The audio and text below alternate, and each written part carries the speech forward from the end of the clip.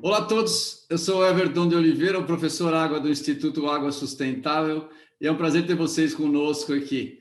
A gente sempre traz pessoas para falar que têm experiência em água no Brasil, que são personalidades da área e que são personalidades per se. Hoje é um caso bem típico disso, uma pessoa que é minha amiga de longuíssima data, uma pessoa que eu gosto demais e que vai ser um prazer trazer para vocês conhecerem. Quem conhece já sabe, quem não conhece vai ter o prazer de conhecer a Ana Cristina Pazini da Costa. Ela é geóloga pela USP, como eu, né, de lá que a gente se conheceu.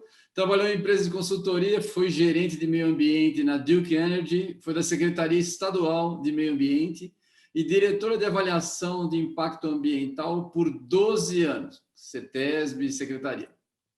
Atualmente, ela é assessora da diretoria de sistemas regionais da Sabesp. Obrigado, Cris. É um prazer ter você aqui, imenso prazer. Pena que a gente não está se encontrando pessoalmente e ultimamente está difícil. Bem-vinda, por favor. Se apresenta para todo mundo aqui rapidinho. Obrigada, Everton. É um prazer estar aqui com você. Outro dia eu assisti aqui no canal do Instituto a entrevista que você fez com o Hugo, do metrô.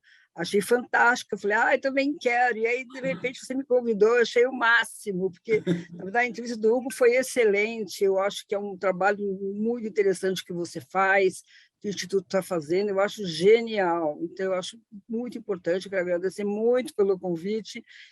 E vai ser um prazer para mim participar e contar um pouco da minha experiência. Faz muitos anos que eu trabalho com a área ambiental e, evidentemente, com a água. E tantos anos que eu não gostaria nem de me lembrar, mas faz muito tempo, então, naquelas fases, né? Mas eu fico muito feliz de contar um pouco do que eu já fiz aqui para vocês. Eu que fico feliz de você ter aceitado, muito legal, muito legal. Então vamos lá, começar lá dos primórdios. Como é que você decidiu fazer geologia, né? Porque nem sempre está na primeira lista do pessoal, engenharia, medicina e direito, né? E como é que foram os seus caminhos a partir dali? Como é que você acabou caindo no meio ambiente? Então, eu tinha um professor de geografia no segundo colegial que era uma pessoa muito especial, professor Melhem-Adas.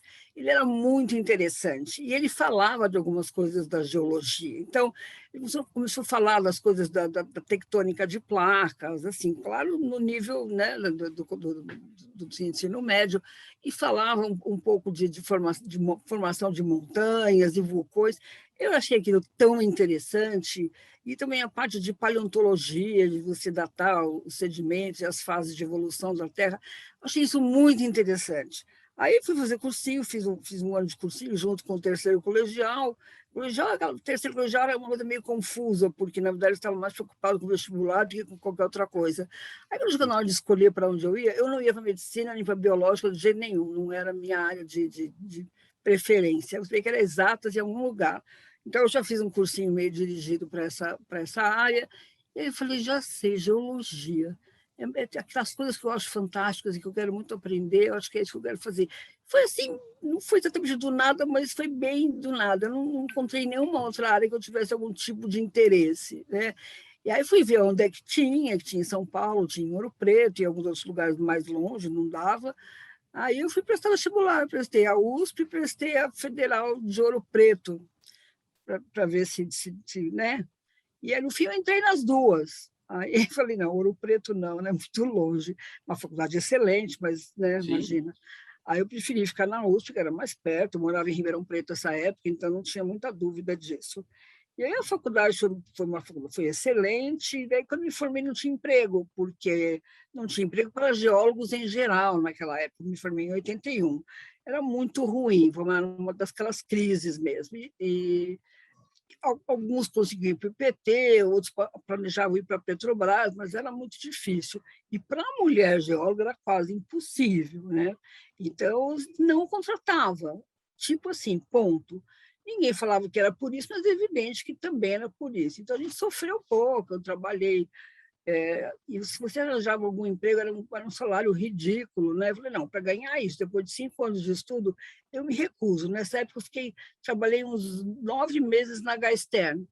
Minha família morava em Ribeirão, eu fui para lá, falei, eu prefiro trabalhar no shopping, né, do que ficar no emprego de geóloga, que eu vou ser aviltada. E aí depois eu acabei entrando na pós-graduação da Federal do Rio de Janeiro para fazer geologia marinha. E aí eu fiquei lá 1 ano e tanto, fiz os créditos, mas aí acabou a bolsa. Aí morar no Rio de Janeiro sem bolsa é complicado, né? Sem emprego, sem chance. Então eu acabei desistindo, voltei, arrumei um emprego, na verdade, um emprego muito bom no Consórcio Nacional de Engenheiros Consultores, que era uma empresa de consultoria da Camargo Correia, e foi genial, porque, na verdade, eu trabalhava no sindicato, ficava lá agitando, tinha um grupo de mulheres, aquela história. E aí, quando recebeu esse convite essa vaga, era assim, preferia mulheres. Falei, aí tem coisa. Como assim, preferir mulher? Então, alguma coisa errada, era evidente, né? Mas eu fui ver, e, na verdade não era um geólogo mais velho, um cara muito interessante, ele chefiava o departamento de geologia, e tinha um pessoal muito mais velho, tinha até um japonês muito interessante, mais velho, geólogo, tinha muito engenheiro, né? Trocentos engenheiros, era uma área de engenharia que cuidava da parte de projetos também. Então eu fui trabalhar lá e era muito interessante, ele era um cara muito interessante, tinha inúmeros geólogos. Naquela época tinha 3 escritórios no Brasil e tinha em Brasília, tinha uns 40 geólogos na empresa de consultoria, era muito interessante. E eles cuidavam desses projetos que hoje, que tornaram ambiental, eram os projetos mais execráveis do mundo, que eram aquelas hidrelétricas do norte, né? Do Pará, enfim, Couto de Magalhães. Eles faziam o projeto e a gente participava dos estudos de inventário, ou seja, de conseguir diagnosticar que locais do rio podia ser interessante fazer barragem, né? Isso do ponto de vista geológico, né? E antes, né, em 85. Em 86 saiu a Resolução CONAMA 1, que, na verdade, foi a primeira que falou, apesar de já existir a política de meio ambiente, foi a resolução do CONAMA que trouxe os estudos ambientais, a necessidade de licenciamento ambiental e etc. E, nesse momento, é evidente, uma empresa de consultoria grande começou a atuar nessa área. Formou uma área em que tinha arquitetos, biólogos, engenheiro agrônomo, físico. E aí eu não fui para essa área, porque eu fiquei presa na geologia, mas eu fazia agora os estudos de geologia, questões do meio físico, para essa área de meio ambiente. Então, eu comecei a trabalhar. Daí eu fiz curso de avaliação de impacto ambiental com a Yara Verocai, que era uma super, ultra pessoa do meio ambiente na época, enfim, acho que ainda é. Então, eu comecei a me envolver aí. Daí não parei mais. Né? Ainda bem que eu não participei até o fim desses empreendimentos horríveis, que hoje eu acho o fim da picada. Imagina, a barragem que a gente trabalhava, a primeira, era em Altamira, ela tinha... Era uma barragem, para conter, como era uma área muito plana, para conter o lago da represa, tinha uns 40 e tantos diques. Ou seja, em cada afluente, ela precisava fazer uma barraginha, que é para a barragem não virar uma balbina que se espalhou pelo mundo. Né? Então, você imagina o tamanho desse lago, o estrago que ia fazer. Então, eu participei nessa daí, como eu estava como geóloga ainda, participei do mapeamento de umas cavernas de arenito que tinha lá, da parte de estabilidade de taludes, de poços, enfim. E depois eu passei a fazer esse tipo de estudo, mais para os estudos de impacto ambiental. Então, eu cuidava da estabilidade dos taludes das barragens, da parte de subida e descida do lençol freático, para não causar desastre na beira do lago, em construções ou em outras atividades que passassem a sofrer essas aumento e descida do lençol freático. Então, foi uma parte muito interessante. Eu fiz isso no SENEC até 1991. Fui lá em 85, saí em 91, porque estava numa crise enorme, né, no país, na área de consultoria,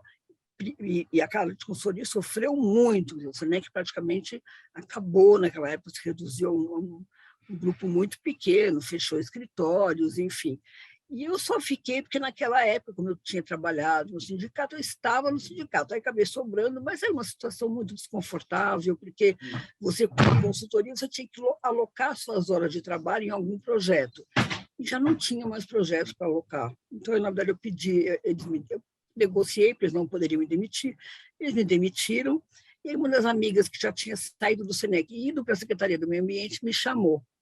Então, eu acabei indo para lá, numa contratação que a Secretaria estava fazendo de emergência, porque, para avaliar, tinha pouca gente, tinha muito estudo para avaliar, e eu entrei na área na gerência de avaliação de impactos de obras de energia e saneamento.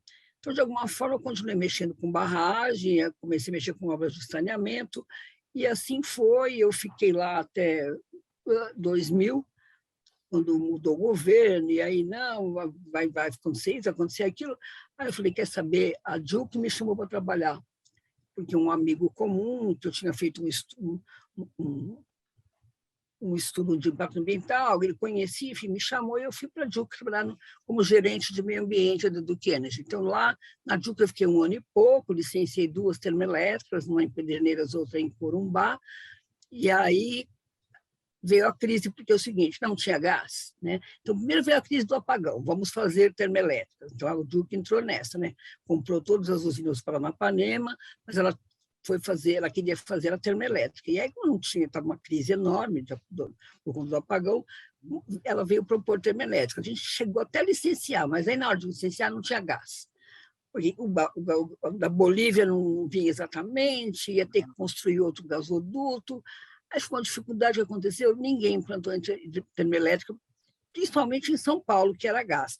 Todas as outras, quando o presidente lançou o programa emergencial, foram implantadas trocentas termoelétricas a óleo, né, no norte, enfim, foi uma coisa muito ruim. São essas que estão sendo utilizadas hoje para segurar a onda da crise hídrica, né, e que a gente está pagando mais.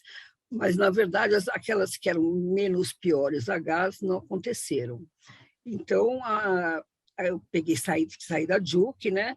E aí acabei caí na área de consultoria, então eu passei a elaborar estudos ambientais na área de consultoria, dei consultoria para o Banco Interamericano e para prefeituras, para outros lugares. E aí depois eu fui chamada de volta para a CETESB em 2006, era um outro governo, uma outra gente, eu fui chamada e fui para lá. E aí eu acabei virando gerente do DAIA, que era então o Departamento de Avaliação de Impacto Ambiental, e aí depois de um tempo houve a unificação do licenciamento em 2009, ou seja, a Secretaria do Meio Ambiente e o Departamento de Licenciamento, que pertencia à Secretaria, passou a ser parte da CETESB, que era a empresa da secretaria que fazia o licenciamento ordinário, que é o que a gente chama aqui, o licenciamento de fontes de poluição, como indústrias, caldeiras, enfim, aterro sanitário, esse tipo de atividade poluidora. E aí, nessa época, então, o departamento que eu dirigia, que era o DAIA, passou para a CETESB, e aí, então, fui convidada para ser diretora da CETESB. E no meu departamento ficaram esse departamento, essa gerência, que na CETESB chamava gerência, essa gerência que era o novo DAIA, e, entre outras coisas, toda uma parte de engenharia e técnica, que era uma parte da engenharia mesmo, tinha uma outra parte dos laboratórios, que eu também coordenava na época, a parte de áreas contaminadas, de análise de risco, as áreas de especialistas em qualidade do ar e qualidade da água. Então, era uma diretoria muito grande, interessante. Com o tempo, eles acabaram abrindo mais uma diretoria, eu fiquei com uma parte menor, mas o licenciamento de avaliação com impacto ambiental ficou comigo até agora, 2018, quando eu saí e mudei para a Sabesp. Muito então, é legal. uma carreira de vai para cá, vai para lá, de vários lados da coisa. É verdade, você andou... Então, mas aí você teve uma experiência, como o pessoal diz, dos dois lados do balcão, né? Você trabalhou como fiscalizadora e como fiscalizada. Você consegue resumir como é que isso ajudou, como é que isso é importante na hora que você tomou decisão como diretora lá de avaliação, e também quando você agora está do outro lado de volta, está nessa peça. Está de volta, Então, não, é uma experiência muito interessante, porque daí você conhece como as coisas funcionam, você conhece os aspectos fortes e os aspectos fracos. Então, você não sai simplesmente criticando, o argumento é chato, pediu isso, pediu aquilo. Tem coisas que eu concordo que são chatas, na época que eu era diretora eu também concordava, mas se a lei exigia, não me interessava, pedi e acabou. E tem algumas coisas que os técnicos têm segurança, tem sim. É um pessoal que trabalha sob ameaça de ação do Ministério Público, enfim, eu tinha uma época que eu estava na diretoria e eu tinha, sabe, sei lá, cento e tantos processos em análise. Todos eles tinham inquérito aberto pelo Ministério Público. Então, a gente estava sob suspeita em todos os licenciamentos. E os técnicos ficam muito pressionados por isso. Quer dizer, qualquer vírgula que você não escreve direito, você pode ser processado, ser atacado por improbidade. A gente nunca sofreu, no tempo que eu estive lá, a gente nunca sofreu nenhuma ação desse tipo. Mas as ameaças eram constantes, então era muito complicado. E estando do lado de cá, agora, eu sei que isso acontece. Então, o que a gente tenta fazer é dar conforto para o técnico, entender de onde vem a dúvida, né? E isso é importante. Você não vai fazer qualquer coisa porque o órgão ambiental pediu, mas você entende o que é legítimo e o que é necessário. Eu acho que isso é importante, né? Eu agora na Sabesp fazia isso antes, eu fazia isso. Olha, isso aqui não adianta. Uma vez o presidente da DUC aqui no Brasil, né, em São Paulo, veio me perguntar, tinha uma exigência do órgão ambiental, assim, mas isso não dá para mudar? Falei, dá. A gente pode fazer o seguinte, a gente vai atrás de um deputado estadual, e aí a gente apresenta um projeto de lei, e aí a gente tenta, faz uma campanha, né, e aí se votar e for aprovado, a gente muda a lei. Ele ficou muito bravo comigo, mas é o seguinte, como é que eu vou mudar a lei? Não dá para mudar a lei? Dá, como acontece nos Estados Unidos, que ele era americano, não é? É assim que dá, mas de outra forma não dá. E assim foi o jeito como eu sempre atuei, entendeu?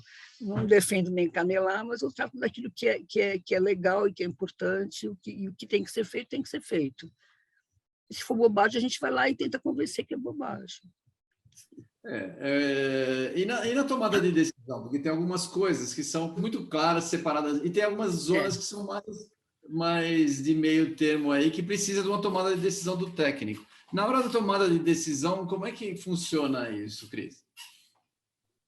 Na verdade, o que eu fazia, eu tinha, como eu sou uma pessoa de origem técnica, eu tinha muita conversa com os técnicos, eu não era uma pessoa que era só diretora, né? Só cuidava da parte administrativa. Eu trabalhava junto com eles, a gente fazia reuniões, então eu procurava entender um pouco, e também procurava entender um pouco do que era preocupação de fato e do que era uma angústia maior.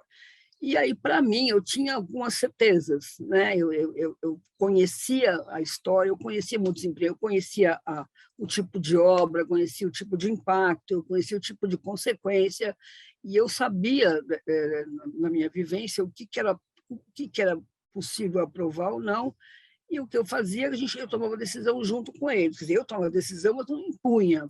Vai ter que ser assim. Mas não, vamos conversar. Por que não é? Por que é?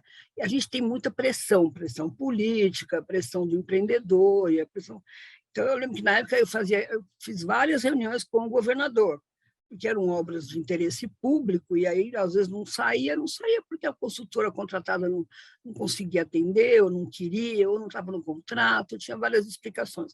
Mas, por conta disso, a gente não conseguia, entendeu? Não conseguia aprovar. E era uma briga, porque o governador interessado na obra, obviamente, todas as obras de interesse público, e a gente segurando, mas não estava segurando. Então, eu tinha que me explicar para cima e conversar com o pessoal de baixo. Era uma coisa muito complicada, mas eu sempre tive muita certeza das decisões que a gente tomou. Eu não tive nenhuma decisão que eu tenha tomado sozinha. Algumas vezes eu falava, eu banco. Né? Falei, vocês escrevem esse tipo de coisa, não é a rima, esse tipo de coisa, que isso não existe, mas coisas menores, vocês só escrevam o parecer para mim e eu banco. Porque eu achava que chegava numa hora que você, no seu nível mais elevado, você podia assumir e eles não. Né? Então, eu fazia isso com muita tranquilidade. Legal, legal. E você viu, né? Você acompanhou essas licenças do Estado aí, né? E você ser do Estado e licenciar o Estado aparentemente tem um conflito nessa história aí, né?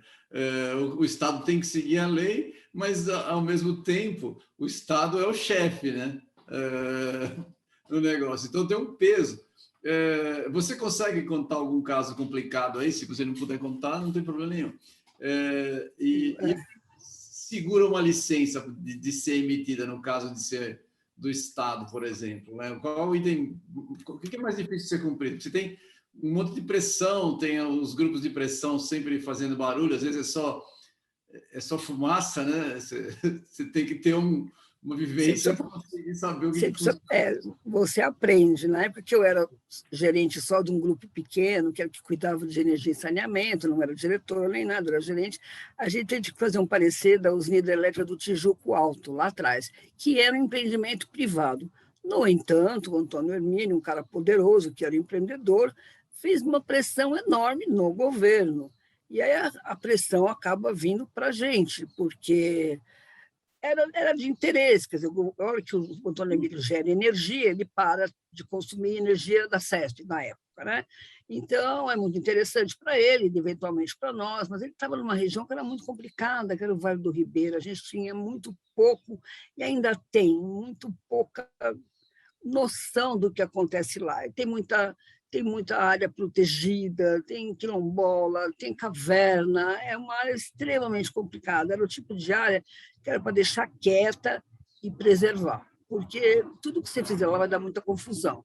Já tinha uma mineração horrorosa na beira do Rio Ribeira, o Rio Ribeira não tinha nenhuma barragem, essa é a primeira lá em cima, tinha milhões de aspectos ambientais muito complicados, mas a pressão do Antônio Hermínio e via o governo também veio para cima da gente que nem um trator, né? Não tinha como, a gente fez, aconteceu, pediu documentação, levantou os impactos, falou que não dava, não teve jeito. Só que a gente falou assim, a gente não vai dizer que pode. Não dá. A gente uma equipe, era uma mulherada totalmente porreta, ninguém era afim de levar nada para casa. E a gente ficou um fim de semana, a gente ficava lá embaixo, era um prédio alto, lá na Tabapuã, lá embaixo fazendo o parecer, e lá no gabinete do secretário, estava o secretário, os assessores, né, avaliando tudo que a gente escrevia, subia, eles riscavam, descia, e aí no final, era a última frase, a gente tinha que dizer assim, a gente sempre escrevia no final do parecer técnico, né? A gente conclui pela viabilidade do empreendimento e encaminha ao Consema para a deliberação, porque todo o licenciamento, com base em estudo de impacto ambiental, vai para o Consema, né? Ainda hoje. Então, a gente não podia escrever que a gente achava que era viável, né? E a gente escrevia assim, não, porque falta planejamento, não podia escrever que não tinha planejamento, e por isso era muito difícil para a gente decidir sobre uma obra dessa, que, na verdade, induzia uma série de outros empreendimentos de ocupação que não tinha como ter o menor controle naquela região tão suscetível e vulnerável. E assim, a gente escreveu, a gente fez uma ginástica, a gente chamava de artifício semântico. Olha, considerando que faltam políticas públicas e tal, e como é muito complicado, é uma área vulnerável, não sei, que encaminhamos ao Consema para aprovação. A gente nunca escreveu que aprovou e que achava que era ambientalmente viável, entendeu? E desse jeito passou no Consema, né? Ainda porque ia passar de qualquer modo, né? Estava todo mundo já decidido que tinha que passar, e a Chapa Branca votou a favor, os a favor dos empreendedores votaram a favor e foi. Só que, na verdade, eu sempre digo, à 1h chega o Fábio Feldman na reunião do Consema, que foi até 1h30, né? Ele chega, parecia o príncipe do cavalo branco descendo, eu vou entrar com uma ação contra isso. Bom, de fato aconteceu e, de fato, acabou indo depois, suspendeu a licença, foi para o IBAMA licenciar, quando veio a 237, né? Foi para o IBAMA, e agora, acho que 1 ano ou 2 atrás, o IBAMA definitivamente reprovou esse estudo. Não teve a Rádio Tijuco Alto, mas foi uma guerra. Enfim, então, a gente teve vários casos desses, né? Então, era muito complicado, muito complicado sempre. A pressão de fato é muito grande, né? Quando a do governo é maior. Por quê? Hoje em dia, nem tanto, mas ainda tem. Porque o governo acha que ele não tem que cumprir a lei exatamente, entendeu? Que merece os empreendedores do governo, né? A CESP, o DERS, o DAE, enfim, sempre acharam que eles mereciam um tratamento melhor, né? não existe isso. Para mim, nunca não existe isso. Né? Tem que fazer, tem que fazer. E eu lembro que um dia a moça que trabalha, ela estava licenciando uma obra da SESC, era Canoas, 2 barragens, Canoas 1 e 2, no Rio Paranapanema, e eu sei que a moça do DPRN, que é o Departamento de Proteção dos Recursos Naturais, que ficava lá do lado da barragem, agora não lembro a cidade, e ela falou assim, olha, eles começaram a obra aqui. Eu falei, como assim? Não tem licença para começar a obra. Bom, o que eu fiz? Saí às 5 da manhã, fui até lá, porque era longe pra caramba, fui até lá, quando cheguei, o canteiro, uma coisa assim, absurda, enorme, implantado, a ensecadeira, que é aquela parte que se coloca no rio para impedir o rio, né, desviar o rio para construir a barragem, estava pronta, ou seja, aí eu falei, tem que fazer uma multa, só que na época não era da CETESB, quem pode multar é a CETESB, que tem poder de polícia, a gente não. A gente ia lá, constatava, e tinha que chamar a polícia ambiental, a florestal, para fazer essa multa. Então, eu voltei para cá, aí tinha uma reunião do conselho no dia seguinte, eu fui na reunião e falei, ó, aconteceu isso e isso, tem que multar a CESP, no mínimo multar, mandar parar, porque não tem licença. Né? Imagina. Não aconteceu nada, não tinha jeito. Né? Eu lembro na época de uns técnicos da CESP, depois até eu fiquei amiga, enfim, às vezes eles estavam lá na secretaria, eles chegavam na nossa área, o que vocês estão fazendo aí? O parecer de não sei o quê, para parar, a gente não vai atender nada. Então, era uma guerra, era uma guerra. Em Porto de Primavera, a gente não aprovou Porto de Primavera. No Porto de Primavera, o que aconteceu? A gente foi para uma reunião do Ministério Público, e estava lá o então presidente da SESC, algumas pessoas, a gente na fila de trás, o Ministério Público montou um palquinho ótimo, era uma promotora do Ministério Público Federal, porque era o Rio, né, que era ali divisa, enfim. Eu sei que ela chamou a gente, a Maria Luísa Grabner, era o terror das promotoras, de uma reunião, porque a FEP não atendia o que tinha que atender de jeito nenhum, se negavam a atender. Aí ela acabou chamando, entrou com um inquérito, chamou a gente, e ela assim, tinha um palquinho, e ela ficava em cima do palquinho, e a gente embaixo nas cadeiras, era muito engraçado. E ela perguntava, e a Célia respondia, não, a gente fez, ela olhava para nós, a gente fazia assim. Não fez. Aí, quando acabou a reunião, a gente saiu, ela falou para a gente, a ação já está pronta na gaveta, eu só vou dar entrada. Porque era muito complicado. E a gente fazia essas coisas. Né? A gente era muito jovem na época, fazia muitas essas coisas. Depois, o que eu vou dizer, assim, hoje a CESP até está num outro patamar de negócio, não tem mais barra, não tem mais nada para licenciar, mas essa Sabesp, no começo, era muito terrível também. Depois, quando eu estava na diretoria, a gente começou a se entender melhor. Eu conversava direto com o diretor da Sabesp, que era aquela pessoa que dirigia os negócios na época da crise hídrica, por exemplo, e vários empreendimentos que precisaram ser feitos e com uma agilidade grande para poder atender, né? Se não naquela época, hoje esses empreendimentos estão prontos para atender essa demanda e essa questão da falta d'água e tudo mais. Então, a gente, na verdade, assim, a gente sempre garantiu que os empreendimentos fossem ambientalmente viáveis, né? Não saía licença sem isso, mas a gente aprendeu a colaborar, né? Porque se vocês não colaborarem, eu não posso colaborar. Então, a gente faz o quê? A gente prioriza, a gente ajuda, falta isso, falta aquilo, faz aquele outro. Era uma coisa de pegar na mãozinha. Depois de uns tempos para cá, melhorou, eles percebiam que não tinha como atropelar. É uma coisa que é importante. Né? E aí, eu acho que, assim, hoje eu estou na Sabesp e não estou desconfortável, porque eu sei que eles se preocupam em atender essas questões ambientais, porque a gente hoje é irmãozinho da CETESB, né? A gente está na mesma secretaria, né? Antes eram secretarias separadas, hoje a gente está junto. Então, a gente consegue ter um diálogo, mas assim, nada deixa de ser atendido, mas existe uma compreensão maior do que é necessário. Quer dizer, não adianta ir pressionar, você consegue pressionar pelo prazo, você consegue pedir para priorizar, obras públicas sempre foram priorizadas no licenciamento, acho que isso é justo, mas não dá para você não atender o que tem que fazer. Né? Então, acho que essa era um pouco a visão que eu sempre tive. Essa foi uma boa evolução, né? Teve sim. E você acompanha a mudança da CETESB, quando juntou tudo lá para criar a agência estadual, teve uma barulheira, né? Porque foi feito, algumas coisas não encaixavam. Conta para a gente, você viveu isso, né? Essas mudanças foram para melhor no final das contas?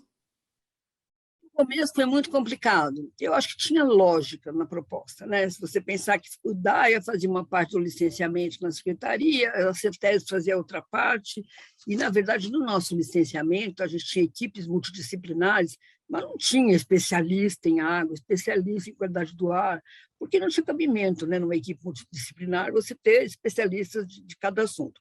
Então, você tinha equipes que tinham biólogos, geólogos, geógrafos, enfim, sociólogos, mas tinha algumas coisas que a gente precisava de especialidade. Então, a gente ficava na secretaria e pedia parecer para as áreas técnicas da CETESB. Isso era muito complicado, porque sempre existiu um certo clima entre secretaria e CETESB, tipo assim, quem manda mais, né? Na época era assim, que era uma bobagem, descabida, em geral, era uma coisa política, e isso meio que foi se acabando, porque não tinha nenhum propósito, né?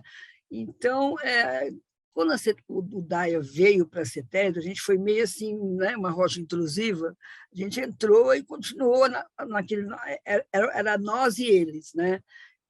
Foi muito chocante no começo, né? Para quem era da secretaria, chegar na CETESB. É uma cultura diferente, eles estavam fazendo isso desde 76, a gente começou a fazer isso 10 anos depois, e fazer uma coisa totalmente diferente. Você licenciar a atividade poluidora, na verdade, você tem uma série, você preenche o tal do MCE, que hoje já não chama mais isso, porque agora está tudo no meio digital, mas é meio assim uma listagem do que você precisa atender, você vai completando e depois você vai o argumental vê se preenche ou se não preenche, né?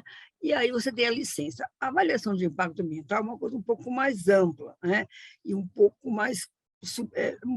tem um tanto de subjetividade que tem sido reduzida ao longo do tempo pelo estabelecimento de padrões legais de qualidade, mas ainda tem um pouco dessa visão macro, você tem que ter uma visão macro, né? Então, a gente descobriu, por exemplo, que na época que teve o boom das usinas de cana, por exemplo, a CETESB licenciava só a usina, ela não licenciava a área plantada. Então, era muito complicado. Você tinha milhares de hectares de área plantada com cana, que você não sabia o que tinha embaixo antes, né? Não que você não fosse licenciar, mas, por exemplo, se tivesse um patrimônio arqueológico, danou-se, porque nunca foi licenciado. Quando a gente estava na área nessa época, não, vamos licenciar tudo, né? Então, a gente licenciava a licença prévia, era com base em estudo de impacto ambiental, ou um relatório de avaliação preliminar, conforme o tamanho da empresa, e aí a gente, na verdade, conseguia licenciar a área plantada também, né? Porque tinha umas coisas, uns pormenores, que, assim, na época eu plantava cana, daí veio a questão de você não vai mais ter queimada de cana. Então, você não pode falar para hoje de queimar, né? Mas teve toda uma normativa de acompanhar a redução até a eliminação dessa queima e substituição. A gente achou que ia ter problema de mão de obra, não sei o que, acabou não tendo, né? Acho que as pessoas, na época, hoje já nem sei, acabaram sendo absorvidas em outras áreas, não teve aquele impacto horroroso que a gente até prenunciou. Mas a gente, assim, por exemplo, a APP, a Legislação Permanente, ninguém estava nem aí, porque, na verdade, é o seguinte, quando estava até a margem do rio se desce, entendeu? E aí a gente começou, na verdade, a licenciar a área de propriedade do cara. Daí o que aconteceu? Passou um pouco de tempo, e quem era proprietário de área plantada acabou a arrendar de outro. Então, no EIA dele, não entrava essa área, porque, na verdade, estava arrendado de outro, entendeu? E aí, esse outro, como ele arrendava a área, nem o dono da área e nem ele que plantava cana cuidavam da APP. Era uma maravilha, né? Eu ficava ignorada. Então, sempre as coisas vão acontecendo, você tem que correr atrás para pegar os pulos do gato. Mas, enfim, e a gente acabou pegando essas coisas, conseguiu segurar a APP, conseguiu estabelecer a queima, parar de queimar, né? E aí, na verdade, apareceram as usinas de biomassa, ou seja, vamos reutilizar, essa cana não vai queimar. Faz o quê? Gera energia. Então, foi um boom, tem um monte de energia gerada através de biomassa hoje. Então, teve um ganho, na verdade, né? E um ganho do próprio cara, porque ele, se ele puder, ele vende essa energia, né? Enfim, foi uma coisa muito positiva, mas é sempre galgado assim, devagarinho. Então, essa é uma mudança bem interessante. Bom, você lá de Ribeirão, você viu muita queimada, né? É um negócio A mãe que reclamava, né? Porque aqueles pretinhos Nossa, batiam na roupa no varal, manchava tudo, era uma pegado coisa em tudo, medonha. exatamente. E É o Ribeirão fica no meio num lugar, num baixo, assim. E é um lugar quente, extremamente quente, para quem conhece. Agora, imagina, eu estou aqui pegando fogo em volta, era uma coisa infernal, infernal. Hoje não tem mais, acabou, sabe? Que é pego, toma multa, não tem como. E o cara agora, ele usa biomassa, então ele não queima mais, não tem sentido, né? Então, isso foi importante, mas a gente vai conseguindo pequenas vitórias. Mas que vai, cara, a gente vai aprendendo que a gente só consegue ganhar através de pequenas batalhas. Não dá para entrar e derrubar na primeira, né? Esse é um sonho que não funciona. Tem que ter paciência, negociar, e as coisas acontecem, mas acontecem ao longo do tempo, né? Interessante. Deixa eu fazer uma pergunta de água. Você trabalhou quer dizer, qual a função da secretaria, né, e da agência ambiental no cuidado com as águas? Porque a gente tem o DAE, tem a vigilância sanitária, tem algumas regras, e na cabeça de quem não trabalha, fica meio confuso, né? Você pode explicar para a gente? Faz o licenciamento ambiental de um empreendimento todo, na verdade, você tem vários aspectos. Toda vez que tem água envolvida, em geral tem, não tem, né? Não tem muito como não ter. Quando você trata de, você tem que pedir autorização pro DAE. É o DAE no estado que cuida da gestão quantitativa da água. Então, é ele que dá a outorga para o interessado tirar aquela água do rio, né, do corpo d'água, e lançar efluente tratado. Então, ele dá outorga para as duas coisas. E para qualquer outra obra que interfira com o canal do rio, né? E a vigilância sanitária tem o trabalho dela, que é separado do nosso. Então, assim, a gente ouve o DAE no nosso licenciamento, a gente fala, vá lá e consegue outorga, senão você não tem licença ambiental. E a vigilância sanitária também, em alguns casos, a gente tem que ouvir. Então, a gente ouve, dependendo do caso, a gente pede, ou ouve, não sei como é que está hoje, ou pede para o empreendedor ir lá e buscar um parecer sobre esse assunto. Então, cada um no seu lugar. A gente faz a licença, mas para a gente emitir a licença, a gente exige licença e pareceres de outros órgãos. Isso acontece com o IFAM, com o DEFAT, com a parte aeronáutica, enfim, vários outros manifestantes aí. Mas com a questão da água, a gente trabalha assim. A gente tem, inclusive, resoluções conjuntas com o DAE, enfim. Quando houve a criação da agência, o pessoal tentou colocar o DAE junto, não foi? Tentou. Uma orelhada. Era um desejo, mas não deu certo. Era muito complicado, muito Porque complicado. legalmente é muito difícil fazer isso, né? Daí é uma autarquia, né? E a CETESB tem a secretaria, mas que não cabia, e a CETESB é uma empresa do Estado, entendeu? Então, e tinha questões políticas também, não tinha, foi tudo muito complicado. Hoje a gente está na mesma secretaria, de alguma forma a gente está junto, porque toda a parte da EESA, a BESP, tudo que era da Secretaria de Recursos Hídricos está hoje junto com a Secretaria do Meio Ambiente, a CETESB, sob a direção da CIMA, que é a Secretaria de Infraestrutura e Meio Ambiente. E está também a CESP, enfim, está muito interessante. Hoje todo mundo virou irmãozinho, né? A gente brigava porque vivia se enfrentando no licenciamento, mas hoje a gente consegue, hoje está todo mundo sob o mesmo comando. É interessante. E tem funcionado? Melhor? Melhora. Melhora, sim, eu acho que melhora. Então, eu acho que melhora muito. Achei a ideia boa.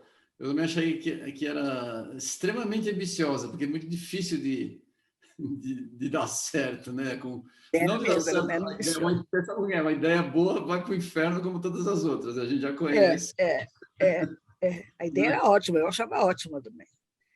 Ia ser, O sim, a duro é gente passar achava por ótimo. você.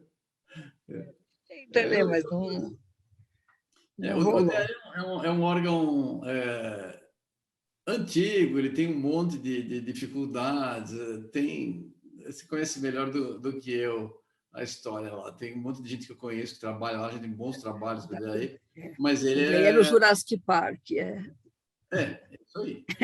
Isso aí.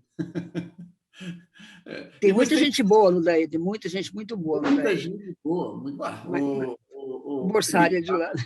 É de lá, tá, tanto que ele foi... Tem. Mas tem uma cultura diferente, né, de fato, mais antiga, mas Exatamente, mais antiga, mais difícil, eu concordo com você. É difícil mesmo. Agora, vou fazer uma pergunta para você. Você trabalhou com licenciamento um monte de tempo, né? E qual que é o item mais difícil que você acha que é de licenciar de todos? Porque tem um monte de coisa que dá problema, né? E um monte de obra, mas tem algum item que é muito difícil de licenciar? Que as pessoas precisam aprender a fazer melhor, a se preocupar? Porque às vezes o cara não dá atenção e a coisa não passa. É um item que é muito difícil, não necessariamente porque o estudo é ruim, mas porque tem muita rejeição, que é aterro sanitário. A gente teve licenças de aterro sanitário que foram épicas, assim, e muito complicadas, né? Quando eu voltei para a Secretaria em 2006, 2007, a gente estava licenciando a ampliação do aterro São João na Zona Leste, né? Gente, mas era uma briga enorme, a gente apanhava. Sempre que eu saía no jornal, tinha uma vereadora lá de Mauá, que na verdade era onde tinha um aterro concorrente desse, que me chamava de mentirosa. Enfim, era muito assim, era uma coisa meio agressiva. A audiência pública era uma coisa medonha. As pessoas iam lá. Eu tive um colega meu, Luiz Sérgio, você deve conhecer, Luiz Sérgio Caimoto, que é uma pessoa excelente, competentíssima. Ele foi apresentar o estudo de impacto ambiental numa das audiências e ele falou o tempo que ele tinha que falar, acho que era meia hora, o tempo inteiro. Tinha um grupo de pessoas embaixo dele que ficava gritando: fora lixão, fora lixão. Eu jamais ia conseguir fazer isso. As pessoas gritaram o tempo inteiro, durante meia hora, e ele continuou impassível apresentando. Impressionante, é japonês, né? Porque isso parece a paciência, só sendo nipônico, porque... E era uma agressão, né? Me chamar de mentirosa, que não sei o que. Era muito ruim. Teve audiência que foi suspensa, né? Então, era uma guerra, porque assim, ninguém quer, né? Na hora que você conversa, quem gera lixo? Todo mundo gera lixo. E aí as pessoas, eu brincava, tinha um grupo de alunos, eu dava aula para o pessoal da Alumni todo final de ano. Eles vinham das universidades, era uma matéria específica que eles iam fazer aqui, via o Alumni, e eu dava umas aulas para eles, né? Eu entrava assim, olha, na verdade as pessoas pensam que a vida é mágica. Quem fala isso é um colega meu, o Cláudio Alonso. Você abre a torneira e sai água. Não é fantástico? Você dá a descarga, o esgoto vai embora. Você põe o lixo na porta e alguém leva. Isso é fantástico, mas não funciona assim, né? A água tem que vir de algum lugar, né? A energia, você aperta, acende o botão, apaga a luz, mas a energia vem de algum lugar, o esgoto vai para algum lugar e o lixo vai para algum lugar, né? Então, é muito complicado. E, assim, ao longo do tempo, foram aparecendo outras alternativas, mas, assim, as pessoas não querem. Na Baixada, por exemplo, tive uma discussão, hoje em dia, que eu já nem estou mais na CETESB, enfim. Não, estão propondo fazer um incinerador. O incinerador uma coisa muito segura e muito inteligente se for bem operada. Você tem que fazer um incinerador e tem que tratar as emissões, não pode queimar e jogar no ar, obviamente. Então, sendo assim, é uma obra muito interessante para você queimar lixo, principalmente não assim 300 toneladas que a gente produz aqui na região metropolitana, mas em cidades pequenas, lugares isolados, é muito interessante. Aí, na Baixada, uma colega minha, ex-colega minha, que também é geóloga, mas depois virou política, enfim, virou vereadora, a gente é contra. Eu falei, escuta, mas vocês são contra o incinerador. E a gente vai jogar o lixo onde? Não, porque é o seguinte, assim, todo mundo é contra, e falar não é uma coisa muito fácil.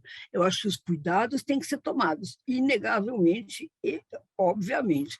Mas você só falar que não resolve o problema, né? Me apresenta uma outra solução que a gente vai atrás, né?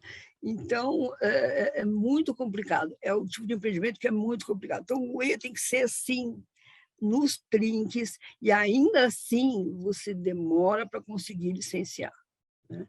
Porque tem muita briga. Eu acho que Ninguém quer morar do lado do aterro, entendeu? É verdade. Porque cheira, porque por mais que você opere bem, cheira. Como diria meu marido, fato de biscoito cheira biscoito, não tem jeito, entendeu? Agora, você pode melhorar a operação e reduzir um pouco isso. E tem os Mas caminhões que passam, tem um monte de incômodo tem o sabe, agora é muito complicado, isso é muito complicado. E outro tipo de empreendimento que as pessoas têm que é muito difícil de licenciar são essas pequenas centrais hidrelétricas hoje em dia, sabia? São Paulo não suporta mais hidrelétricas de grande porte, grandes lagos, grandes coisas, mas as pessoas têm de fazer pequenas centrais hidrelétricas. Mas é muito complicado, porque são coisas pequenas, mas que não têm um grande impacto, né?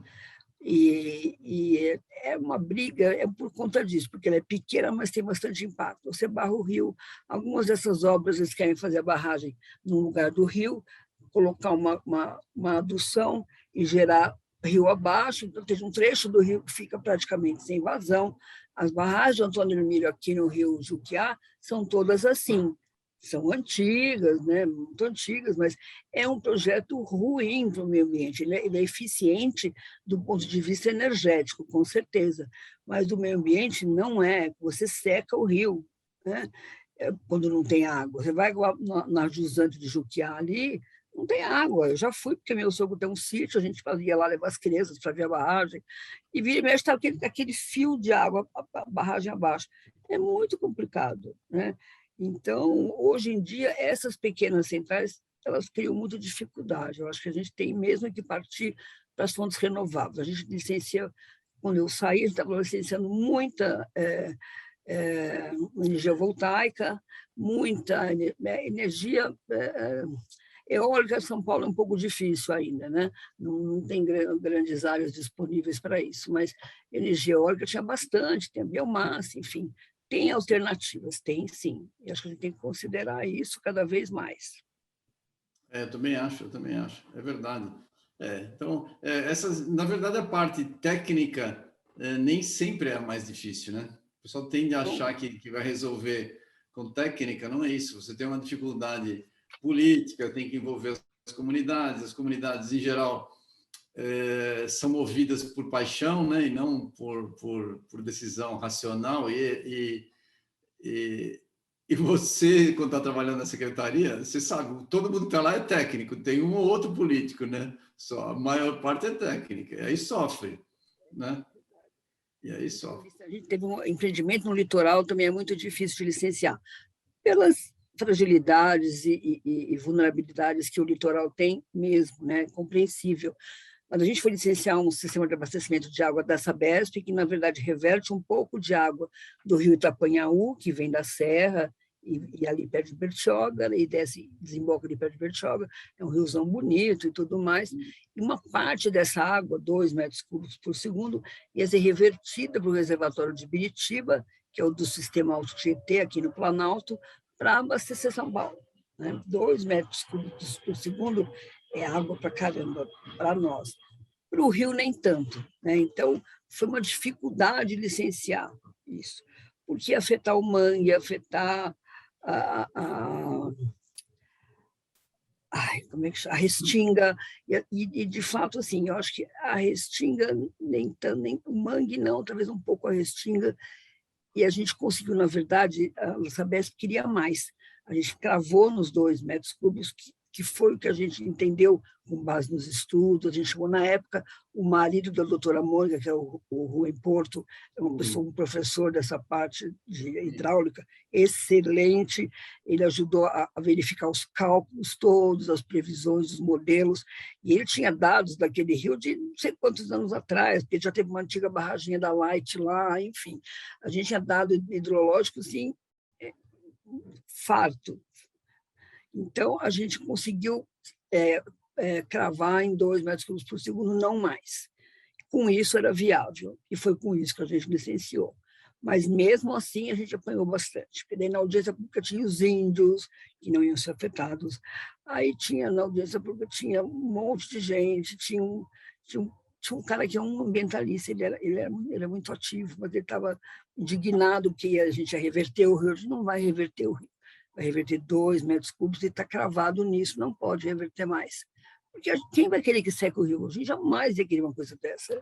Um rio bonito, vai na o rio é um riozão. A gente passa por cima dele quando vai para o litoral, né? Ali em Bertioga é um rio bonito e tudo mais. Ninguém ia permitir. Painhaú é um passeio, é muito, muito legal o lugar lá. Sim. Né? Não vai acabar o Rio Painhaú, vai continuar lá bem bonitinho, e, na verdade, isso só vai ser bombeado para o Planalto, se for extremamente necessário. Senão, continua como está. Eu sei que Bertioga é o lugar que mais chove no Brasil, você sabia? Mas eu achei que fosse Ubatuba. Bertioga é onde mais chove. Inacreditável, eu não sabia, eu aprendi com esse licenciamento aí. Só pensou, não vá para Bertioga, chove muito, não espere praia. Então, é uma área que é bastante... A casa do Antônio Hermílio lá, né, em Bertioga. Desde sempre tinha a casa da família do Antônio Hermílio lá, né? Deu errado. Lá chove mesmo. Ubatuba chove também, mas lá é o lugar que mais chove. Eu fiquei impressionada com isso. Pensando bem, é verdade. Eu fui várias vezes para Bertioga e sempre chove. É bem... Ubatuba também. Tem que ir na casa do Alberto. Já peguei bastante chuva em Ubatuba também, mas tudo bem. Bertioga é pior também. Deixa eu fazer uma pergunta. Eu sei que você acompanha alguns dos trabalhos do Instituto Água Sustentável, a gente foca em água, né? Na sua experiência, o que a gente poderia fazer para tentar melhorar o uso dos recursos no Estado? Dá para a gente pensar junto e tentar ver se o Instituto pode ajudar de alguma forma? Eu fui pensando nisso, sabia? E eu acho que tem algumas coisas que a gente tem que fazer. Eu acho que a Secretaria já tem um programa que cuida disso, um projeto Mata Ciliar. É um projeto que, se você for explicar, você vai achar que é meio assim, mas ele funciona. Por quê? Porque a APP, que é a Área de Preservação Permanente dos Rios, que protege a qualidade da água e tudo mais, elas estão muito degradadas, né? A primeira coisa que é degradada no rio, todo mundo acaba e ninguém planta de volta. Se exigir que o dono, que o cara do lado plante de volta, não planta. Então, a gente, na verdade, fez um programa, na época, não foi eu que fiz, o pessoal da Secretaria do Meio Ambiente, chama Mata Ciliar, que é o seguinte: se a pessoa é obrigada no licenciamento ambiental a fazer uma revegetação, porque teve supressão e tudo mais, ela pode compensar numa área revegetando uma APP. Você vai dizer, então quem é obrigado não faz e outro vai fazer. Na verdade, a avaliação é muito pragmática. É o seguinte: melhor que alguém faça do que não fazer ao fim e ao cabo, né? Então, com esse pensamento, eu acho pragmático, mas é importante, esse programa tem andado nesse caminho, que eu acho fundamental. Se você não... Olha, eu lembro que a Sabesp, mesmo, numa época atrás, muitos anos atrás, tinha uma dívida de plantio de APP enorme. Ela tem vários reservatórios, e a área de reservatório para plantação é uma área, sabe, é muito grande, né? Então, ela devia. Então, agora, eu sei que agora essa conta está quase já zerada, a dívida está zerada, porque é difícil, é caro, é complicado, não tem muito o que fazer. Tem que obrigar a fazer. Então, quando o empreendedor faz alguma coisa, ele é obrigado a revegetar a APP.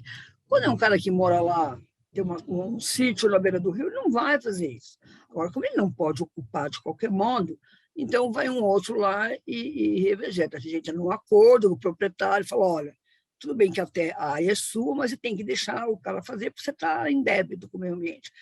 Então, é uma negociação complexa, mas que está andando. Então, acho que isso é um ponto que já está cuidado, mas a gente tem que continuar cuidando. O outro é preservar as áreas florestadas, que é um outro problema sério nesse nosso país, né? Hoje, muito mais do que já esteve. Então, se a gente não conseguir cuidar dessas áreas florestadas, vai ser muito complicado você segurar a água para a gente sobreviver, né? Então, eu acho que a CETESB, por exemplo, em São Paulo, faz um bom monitoramento de qualidade de todos os rios, ou seja, de vários rios, mas isso tem que ser ampliado, né? Agora, tem que ser ampliado não só para São Paulo, né? Tem que ir para outros estados. Isso não é feito em outros estados, né? Então, eu acho isso fundamental.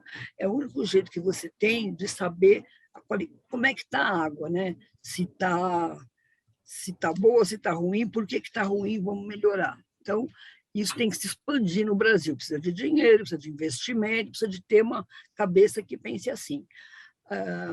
Olha, outro dia eu estava assistindo um seminário online também, e aí tinha um bate-papo ali do ladinho da tela, e alguém falou assim, mas por que eu tenho que lançar o esgoto tratado no rio e ele tem que atingir uma qualidade maior do que a do rio?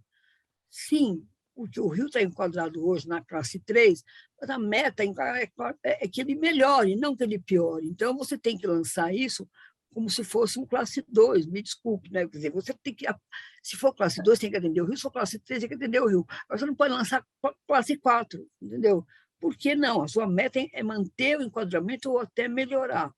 Então, ainda tem perguntas assim hoje. Por que eu tenho que lançar água mais melhor? Esse é um ponto que eu debato bastante. A gente fez um trabalho, uma tese de doutorado com a própria Bruna, que está aqui com a gente. Ela foi a aluna. A gente tem uma situação, você acabou de mencionar um ponto que eu sempre falo. Você pega uma situação, o sujeito pega a água limpa do poço, por exemplo, né? Deixa eu só... Pega a água limpa de um poço, usa e lança na qualidade do rio. Ou seja, você pegou uma água e você tem o direito de poluir a água. É isso que as pessoas não estão enxergando. Se eu pensar isso, é pior ainda, é verdade. É verdade. Você pega uma água que estava numa qualidade boa, não devolve para o aquífero, né? Porque o aquífero precisa de recarga. Então, você tem uma perda ambiental de quantidade e outra de qualidade. Você está lançando, e aí a briga é que eu não quero nem lançar numa qualidade superior do rio, que é um pouquinho melhor só, né? Exatamente. Então, tem gente que pergunta isso ainda, entendeu? Não deve ser pouca gente, né? Não é. Eu estava ali num evento, né, pequeno, enfim. Então, isso me preocupa. Tem que jogar assim, tem que jogar melhor. Não tem nem que jogar da mesma água, tem que jogar melhor. Mas isso ainda isso porque está na lei, isso está na lei, né? Não tem escapatória. Isso a lei diz que tem que ser assim. Então, eu acho que você tem que ampliar esse monitoramento da água, tem que ampliar a fiscalização, tem que ampliar instrumentos de gestão, porque quem que faz gestão da água? Então, você pode dizer, aqui em São Paulo você tem o DAE. O DAE faz gestão da quantidade, né? E hoje faz melhor, porque já fez muito pior no passado, mas hoje até que está melhor, eu acho. Mas a Secretaria do Meio Ambiente faz, a CETEB faz gestão da qualidade, e faz da qualidade da água bruta, não da água tratada. Da água tratada, quem faz é a Sabesp, né? E, eventualmente, a vigilância sanitária, se tiver algum problema, mas não faz. Por exemplo, poço, a gente não dá licença ambiental para poço, é só outorga. Eu acho complicado, porque o que tem de poço clandestino nesse mundo, né, doutor Everton, você que sabe, né? É o que mais tem, né? Então, as coisas ainda são muito caóticas, né? Não tem essa gestão. A gente tem alguma gestão, mas a gente não tem a governança da água, né? A gente tem a ANA lá em cima, mas os estados ainda estão muito precários nesse aspecto, eu acho. A gente tem que incentivar essa reestruturação junto aos estados para poder se atender pelo menos a legislação. São Paulo tem uma legislação mais rígida para algumas coisas, mas a legislação geral já toma conta disso, de algum modo. Tem padrão de qualidade, padrão de lançamento, padrão de uma opção de coisas que a gente tem que respeitar. E não é só o órgão ambiental que faz isso, alguém mais tem que cuidar. E os órgãos ambientais, é o que a gente fala, estão enfraquecidos e estão sendo sucateados há muito tempo. E eu tenho outro colega que brinca, você sucateia o órgão ambiental e daí reclama que ele não faz gestão da água, que ele não demora para dar licença, e aí você faz um PL para flexibilizar o licenciamento ambiental. Nos pontos você veja um monstro, né? Então, você não pode fazer isso, isso é projeto. Você sucateia o órgão para reclamar que ele não funciona, é óbvio, né? Aí você faz depois faz um projeto de licenciamento que é um liberal geral. Não vai dar certo isso, né? Então, veja, vai só piorar tudo muito, né? Eu também acho, eu também acho. Olha, a gente vai ter. Eu estou um pouco otimista ultimamente, né? Eu sempre fui otimista, mas eu estou um Você pouco otimista. consegue, você Em algumas consegue. coisas, não, em muitas coisas eu estou pessimista. Eu, os tempos não estão muito bons, estão sombrios Então, ultimamente, eu é, reconheço. Mas olha, eu acho que em algumas coisas, por exemplo, quando a gente fala de ESG, se as empresas de fato buscarem, independentemente de governo, e elas criarem essa necessidade, eu acho que tem um caminho. Então, eu vejo com bons olhos, algumas empresas ainda fazem greenwashing, mas muitas estão trabalhando seriamente nisso. Então, eu acho que tem caminho. As pessoas cobrarem porque os investidores, quem paga, está. isso é um canal. Esse é o caminho. É por isso que eu acho que eu tenho algum otimismo em relação a isso. Porque aí as pessoas Sim. falam, eu preciso cuidar do meio ambiente, é o meu dinheiro que eu estou investindo na empresa lá, porque hoje em dia, investimento para crescimento de empresa é dinheiro de terceiro, né? Dinheiro de terceiro. Então, o terceiro, por exemplo, eu não quero correr risco, por que você está. Vou criar um problema ambiental e lá na frente eu perco dinheiro? Não funciona, né?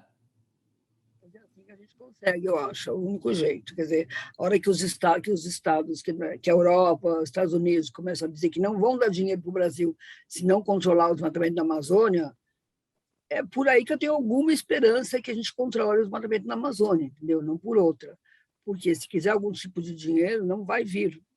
E não é que não vai vir para o desmatamento, vai vir para mais nada. Porque quem consome produto plantado em área desmatada, eles não vão querer mais. Então, isso é muito complicado, que eu acho que, se for por aí, eu também consigo pensar em algum tipo de otimismo.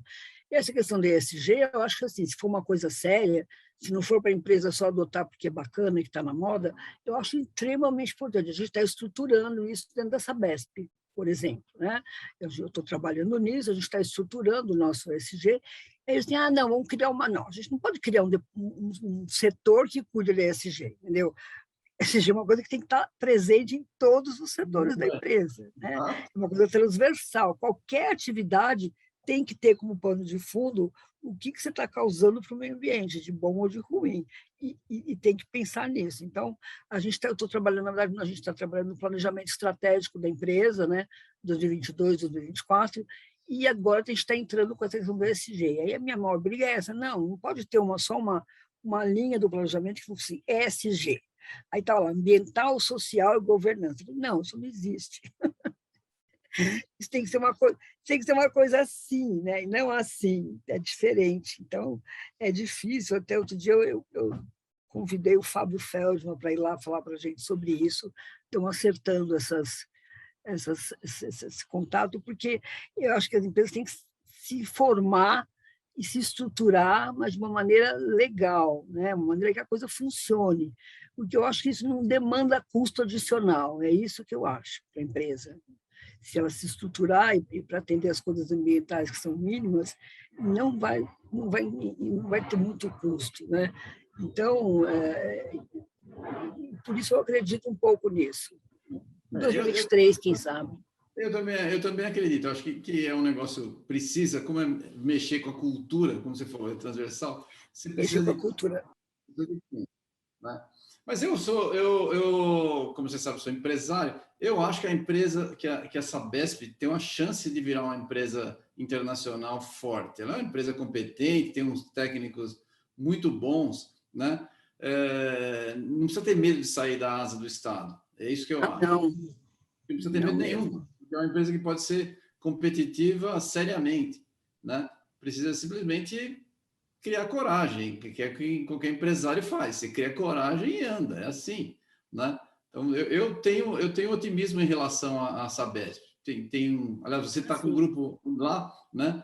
Eu respeito muito o pessoal que está lá, acho que são umas pessoas competentes hoje em dia, tem uma grande chance da empresa andar bem, porque são pessoas extremamente bem intencionadas, são competentes, né? Corretas. É um time raro. Não sei o que você acha, eu mas acho bom estar lá nesse momento também. Estou achando é, muito bom.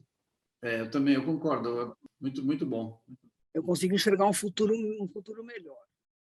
Eu espero, eu espero. É para amanhã, nem para o ano que vem, mas quem sabe para o outro ano. nós estamos educando nossos filhos, eles vão ter que pegar um mundo melhor aí. Eles vão ter que... Não é? Eu Opa! penso nisso. Exatamente, exatamente, tem que ser assim. Vamos lá. Como geólogos, nós sabemos que podemos sair da área, mas a geologia não sai da gente, né? Principalmente com os colegas. Conta para a gente aí como é que é a sua convivência com os geólogos, que você encontra um aqui e ali, mas tem geólogo de todo jeito, né?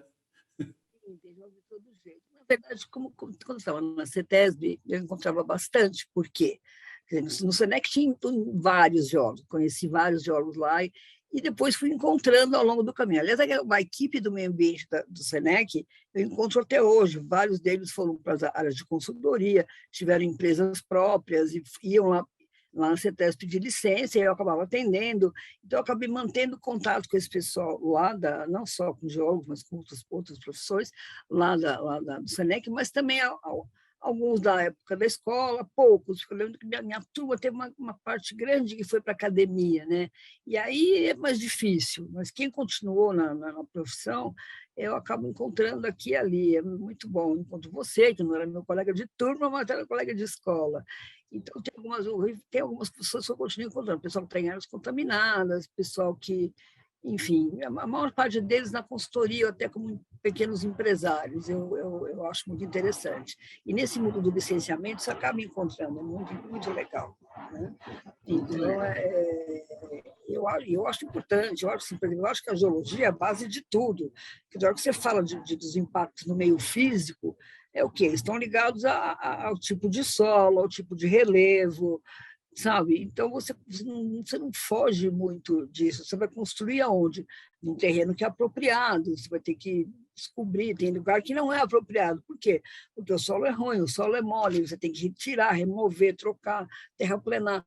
Então, você acaba tendo uma visão macro e de fundo que é muito importante para quem trabalha com o meio ambiente. Você aprende a lidar com o processo, né? Tudo é um processo, né? Nada acontece assim e nada ocorre separado, né? As coisas acontecem juntas, né? E interligadas. Então, eu acho que isso é muito interessante na formação de geólogo. E eu acabo encontrando as pessoas. A gente até teve um encontro de turma há muito tempo que eu acabei esquecendo, olha só. Não foi isso. O problema é que tudo faz muito tempo atualmente. Não é? Tudo faz muito tempo, credo. Mas para mim, sempre foi uma área muito importante. Eu sempre acabei me relacionando com bastante geólogos no caminho. Eu participei do congresso, alguém me convidou para dar uma palestra no congresso de geologia de engenharia. Olha só, não foi de geologia, mas enfim, porque eu não sou geóloga que faz geologia, né? Mas então, eu tenho muito contato, é muito bom. Eu gosto muito de geólogos e de geologia. E aí eu brinco na CETESB que a maioria é engenheiro. Brincava. E hoje também, na Sabesp, a maioria é engenheiro, a maioria é expressa, extrema. E aí, quando eles me chamam, engenheira, eu acho que é um elogio, né? Porque vindo deles é um elogio. Achar que eu sou uma igual. Não, sou geóloga. Não é, porque engenheiro acha que não é engenheiro. Né? Sempre é tratado como engenheiro, isso é verdade. Os seus filhos, nenhum virou geólogo, nem as minhas filhas viraram. Mas você recomendaria geologia para as pessoas hoje, para estudar geologia? Recomendaria. Eu já até recomendei, teve um amigo que o filho queria fazer geologia, ele é engenheiríssimo, né? Não, eu não sei, ele quer saber, ele pode falar com você? Eu falei, pode. Eu conversei com ele, enfim, não ia convencer, mas expliquei o que era, como é que era, o que estudava, do que se tratava, e não sei o quê. Eu já estava um pouco fora da geologia. Ele falou, olha, inclusive eu estou trabalhando numa outra área, mas tem toda a ligação com geologia, nunca me afasto disso, né? Eu não posso ir para o campo fazer um mapeamento, mas eu sei as coisas que eu aprendi estão aqui ainda, né? E aí, no fim, ele acabou fazendo geologia. O pai não queria muito, não, mas ele fez. Os nossos filhos não, né, gozado, mas enfim. Não foram, não foram. Aqui em casa era eu e meu marido, que eram geólogos, né? Sim, Mas nem assim. Mas aí é que a overdose de geologia na casa, eles mudaram. Né? Melhor. Deixa aí, melhor. Isso aí. Legal, Mas é legal. difícil, a vida está difícil para todo mundo hoje. Não, olha, lembre-se que quando a gente se formou, não é que estava difícil, estava impossível, Estava impossível. né? A gente se Impossível. formou, era Eu impossível. saí, tentei fazer cinema, você vê como o negócio Olha estava... só. Viu? Mas agora você chegou aí agora, olha lá. Depois voltou para a geologia, mas né, quando eu falei, eu vou ter outro diploma que não vai servir para nada, deixa eu me dedicar mais à geologia. Mas é isso, é isso. E hoje não me arrependo, adoro geologia, curto bastante. Ainda trabalho com água, né, que é uma área específica, mas não interessa, não interessa. Bom, beleza. Ô, Cris, o nosso tempo, lamentavelmente, está esgotando, o papo está ótimo. Claro, claro. Gostaria de agradecer demais a sua participação. É sempre um prazer conversar com você. Você sabe disso. Eu gosto demais de você. Por favor, faça suas considerações finais aí. Eu acho que trabalhar com o meio ambiente hoje, uma coisa que eu não gosto quando você vai num lugar qualquer e alguém lá mais, né, alguém que é o mestre de cerimônias do momento, fala, ou então algum político fala assim, porque essa questão ambiental, nossa, aqui me arrepia aqui assim, porque não existe a questão ambiental, né? É uma coisa que parece um apetrecho que você pegou dali da parede, e não existe o meio ambiente onde a gente vive, né? A gente não é a vegetação, não é a fauna, é tudo, né? A gente vive no meio ambiente, a gente faz parte do meio ambiente. Isso, as pessoas têm que lembrar disso. Eu acho que é isso que é o mais importante. Eu não sou um ser à parte do que está acontecendo, né? E tudo que eu faço tem a ver com isso, né? Aquela história de pensar globalmente, agir localmente, né? Virou meio chavão, mas é por aí. Se você não tem essas pequenas atitudes, você não consegue mudar. Elas falam de mudanças climáticas, está acontecendo, né? E se a gente não fizer a nossa parte, vai ser muito complicado. Eu acho que assim, as pessoas tentam fazer a sua parte. Podia ser mais? Podia, mas acho que se cada um fizer dentro da sua possibilidade, eu acho que a gente consegue avançar muito. Tem que ter um pouco mais de cabeça aberta, um pouco mais de boa vontade, porque eu vi aquele vídeo do dinossauro na ONU, você viu? Achei aquele vídeo fantástico, fantástico. O dinossauro chega e fala assim, escuta, na minha época teve um meteoro, qual é a explicação de vocês para estarem acabando enquanto espécie? Né? Aquilo foi fantástico, porque é exatamente isso, a gente não merece acabar como espécie, né? E a gente está fazendo, está caminhando para isso, se a gente não conseguir fazer efetivamente alguma coisa, né? Porque palavra está cheia, todo mundo fala muito, mas a gente tem que fazer. Então, eu convido todo mundo para fazer alguma coisa e também me proponho a fazer alguma coisa. Sozinha ou junto com algum grupo, eu estou nessa. E convido todo mundo para fazer isso. Como você está fazendo, né? Professor Água, Tem que começar. parabéns. Se começa, não faz, exatamente. Parabéns. Legal. Excelente trabalho que vocês estão fazendo. Cris, prazer ter você aqui, foi muito legal, ótimo. Foi meu. Nós vamos divulgar, se puder ajudar a divulgar o nosso material aí, é bem-vindo, eu sei que você sempre ajuda, tá? Excelente. Obrigado, Cris, um beijão aí, obrigado a todos. Tudo de bom. Vocês conheceram a Ana Cristina Pazini da Costa, uma pessoa excepcional, tem o defeito de ser minha amiga, mas tirando isso, ela é excelente. Tchau, gente, obrigado.